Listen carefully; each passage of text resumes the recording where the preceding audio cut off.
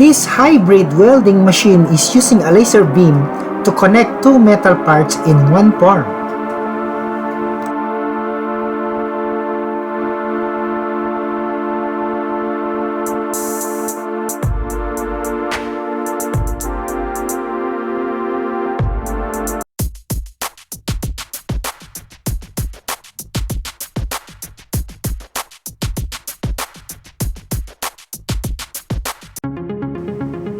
This guy carefully follows the synchronized movement of this machine to form a heavy-duty metal chain.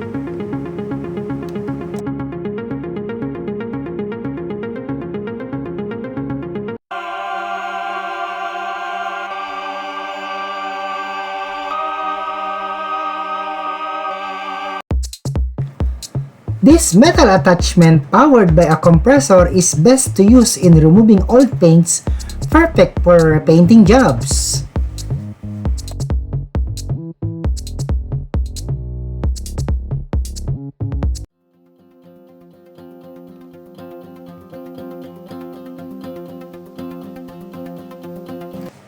This hydraulic nut opener uses in opening covered metal nuts by manually removing each nut through a point of metal object.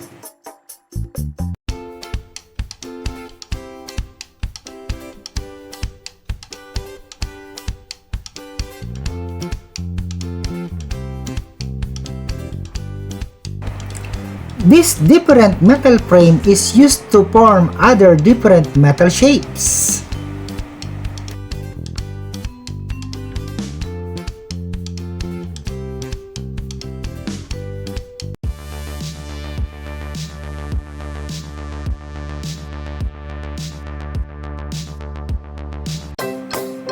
This metal beam attachment is programmed to cut and design in precision according to each desired program.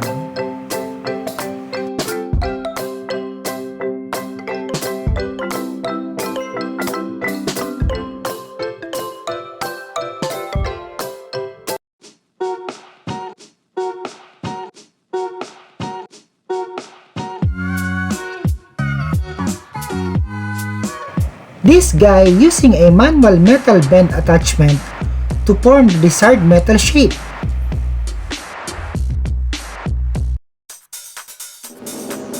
Using friction, this attachment carefully connects two pieces of material into one piece.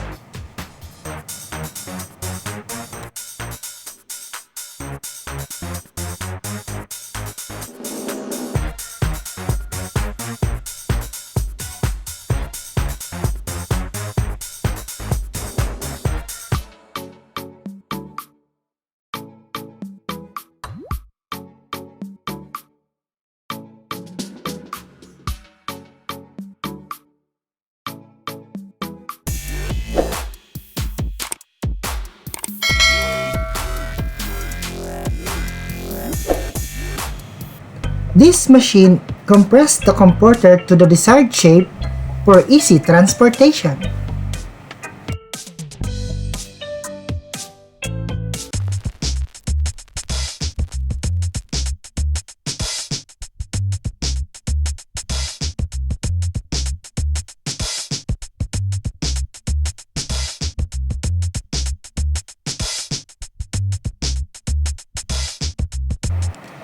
This guy uses a design method called hydro dipping.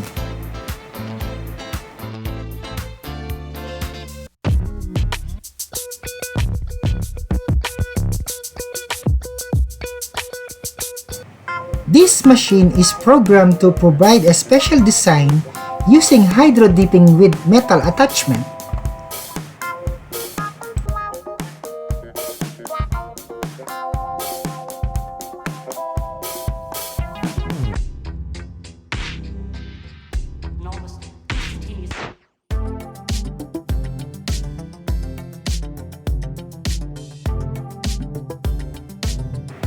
This metal attachment with pointed metal is working together to create a unique design in cooking wares.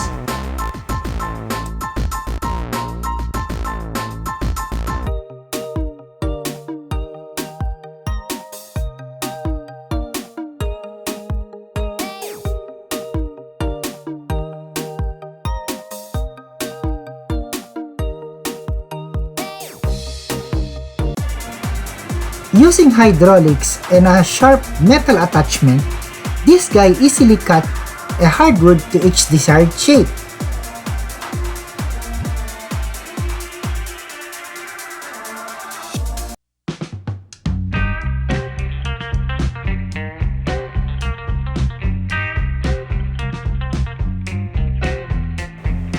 This machine carefully creates a hybrid plywood made from a strong piece of lumber.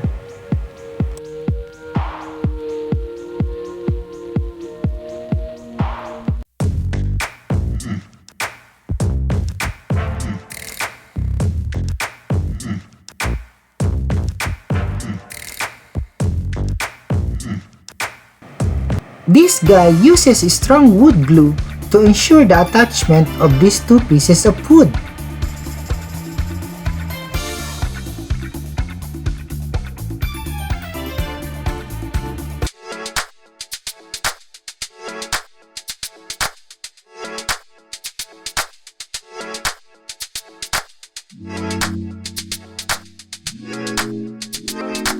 This guy uses a powerful cutting blade to cut and form various wood designs.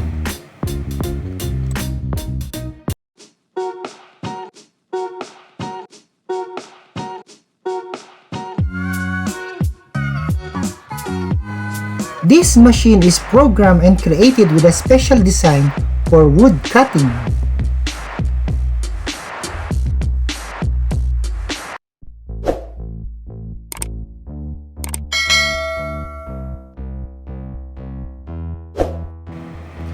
This machine is programmed to create a metal screen type design by using a pointed triangular metal frame.